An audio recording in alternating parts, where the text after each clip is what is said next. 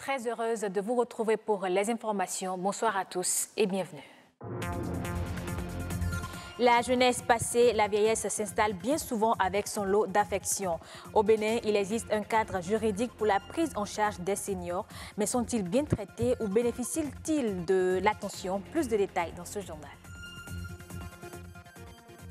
Les de vente de Sodabi se multiplient à Cotonou et ne désemplissent pas. Nuit et jour, ils sont pris d'assaut. La jeunesse béninoise est de plus en plus exposée à l'alcool.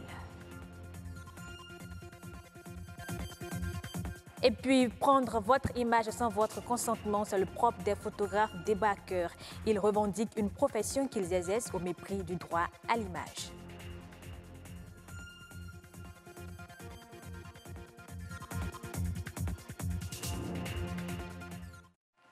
Par définition, la vieillesse est l'âge ultime de l'être humain. Ce stade de la vie est souvent synonyme de fatigue corporelle avec l'apparition de douleurs articulaires, une dégradation physique et même une perte d'autonomie. Au Bénin, quel sort est réservé aux personnes du troisième âge? Que fait l'État béninois pour leur prise en charge? Fiacre Agbanoussou, sociologue, répond à ces questions. Il est au micro d'Élie Adiran. Est appelé personnes âgées dans notre pays, toute personne, d'abord selon l'OMS, toute personne ayant l'âge supérieur ou égal à 60 ans. Il faut reconnaître que notre pays, jusqu'en 2005, jusqu'à quelques années encore, l'âge d'admission à la retraite est de 55 ans. Dans le plan stratégique du ministère de la Famille, par exemple, il est prévu un paquet minimum pour la prise en charge de ces personnes-là. Il est prévu, par exemple, la construction de plusieurs centres d'intégration et d'échange des personnes du troisième âge, mais 36 à raison d'un centre par zone sanitaire. Malheureusement, à la date d'aujourd'hui, 2 centres sont construits et sont à peine fonctionnels. Vous n'êtes pas sans savoir qu'une personne âgée dans notre contexte est facilement taxée de sorcier. Une personne âgée du troisième âge est considérée comme un poids, une charge, et dont la plupart des gens veulent se débarrasser pour quand même avoir la paix entre eux. Il y a un manque cruel de volonté politique. Lorsque le décideur ne met pas en action ou bien ne met pas tous les dispositifs qu'il faut, reconnaissez avec moi qu'il y aurait toujours des problèmes par rapport à la mise en œuvre. Il faut aussi bien des moyens matériels, mais des moyens humains doivent accompagner et aussi des moyens financiers. Les personnes de troisième âge d'aujourd'hui sont les jeunes d'hier. Un peu pour dire que nous sommes tous appelés à passer cette étape si Dieu nous en donne la grâce. Et il faut dire simplement qu'il faut prendre en considération et puis il faut prendre au sérieux la prise en charge des personnes du troisième âge. Si l'État prend des dispositions, vulgarise ces tests et accompagne, je crois quand même que le problème va être moins perceptible. De la vieillesse, on passe à la jeunesse. La jeunesse béninoise est-elle exposée à l'alcoolisme?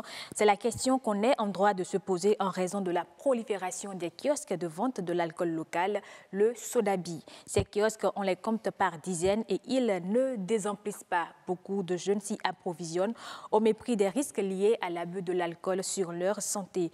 Louis Koudogbo et Yvon Glélé nous en disent davantage dans ce reportage présenté par Ulvaeus Balogun.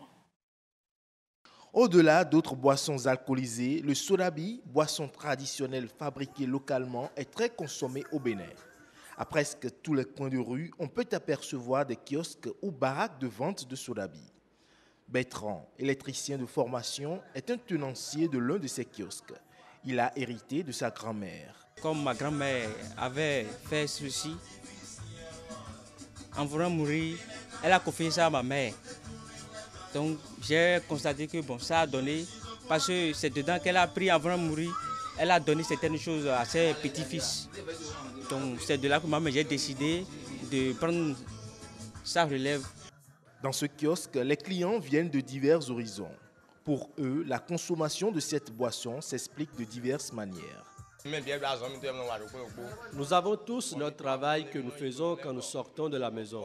En fin de journée, avant d'aller à la maison, nous passons ici boire un peu, une sorte d'apéritif avant d'aller manger à la maison. Chauffeur gros porteur.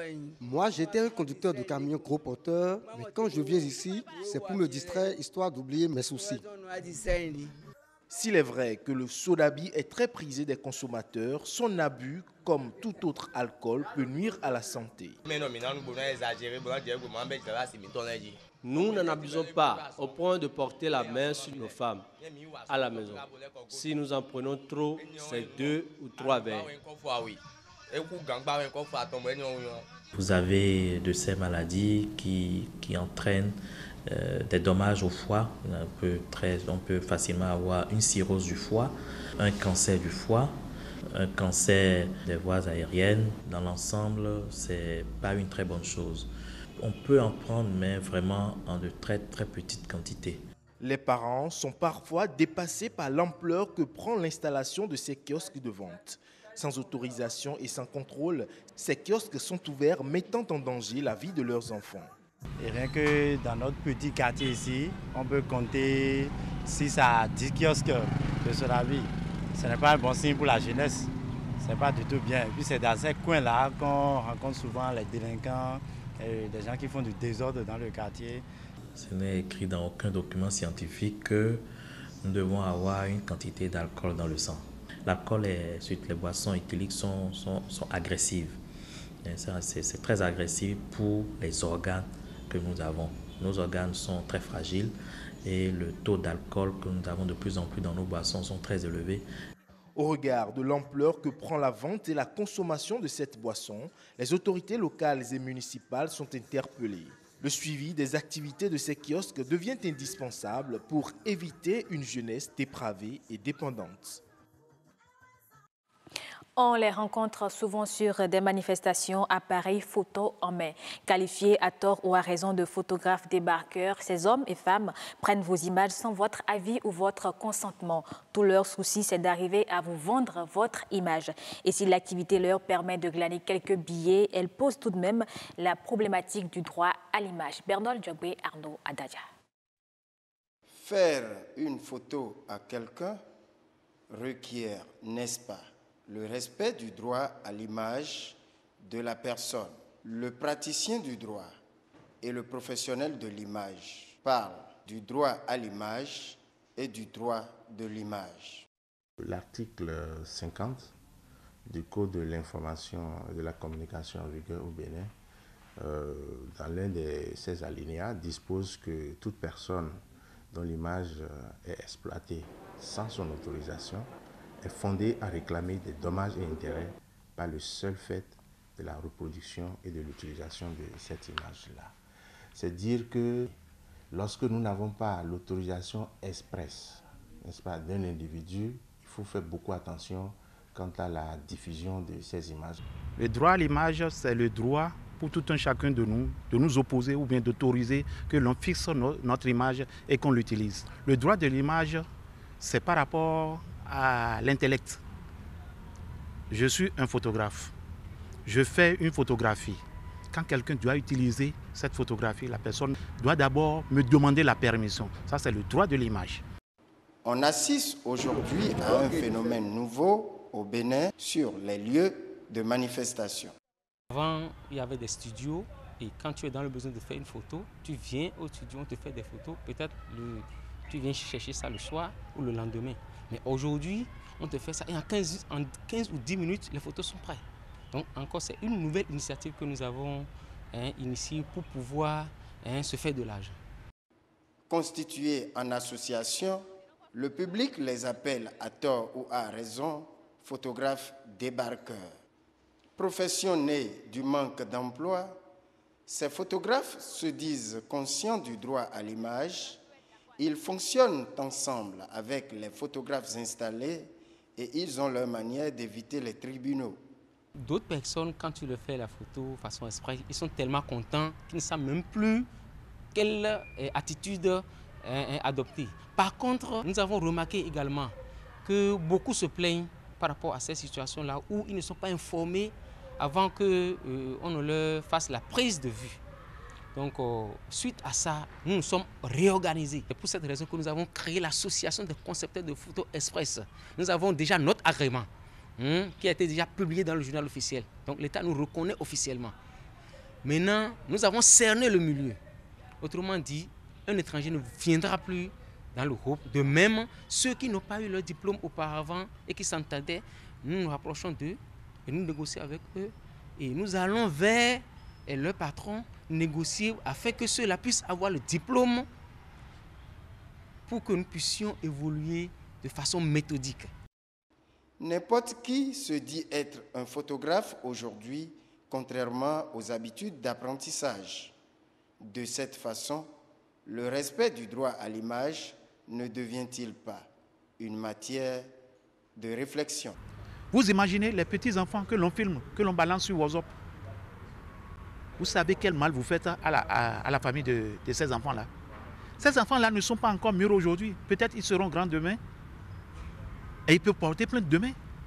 Si le cadre dans lequel vous avez utilisé leur image ne les agrée pas. Donc il faut qu'on fasse attention. On ne peut pas appuyer sur le déclencheur pour prendre n'importe qui et n'importe comment. Le Mozambique espère engranger des recettes d'exportation de 50 millions de dollars grâce au coton d'ici août prochain. Ce niveau de devise escompté devrait être réalisé grâce à des expéditions de fibres de coton prévues pour se chiffrer à 31 000 sur un total de 80 000 tonnes de coton graines. Les principales destinations sont la Chine et le Bangladesh, deux importants pôles de l'industrie mondiale du textile. Figurant parmi les produits d'exportation importants du Mozambique, le coton est principalement cultivés dans les provinces septentrionales et centrales. La Zambie va bénéficier de 10 millions de dollars, soit 5,5 milliards de francs CFA de la part du gouvernement allemand. Ceci pour venir en aide aux réfugiés dans le pays. L'information a été rendue publique par l'ambassadeur de la Zambie en Allemagne. Selon les propos du responsable, ces fonds devraient permettre au gouvernement zambien de mettre en place un plan de gestion de la vague de réfugiés qui affluent dans le pays, en provenance pour la plupart de la République démocratique du Congo. Les nouveaux fonds sont attendus pour être débloqués l'année prochaine. Fin de ce journal. Merci à vous de l'avoir suivi. Je vous retrouve avec plaisir demain pour d'autres informations.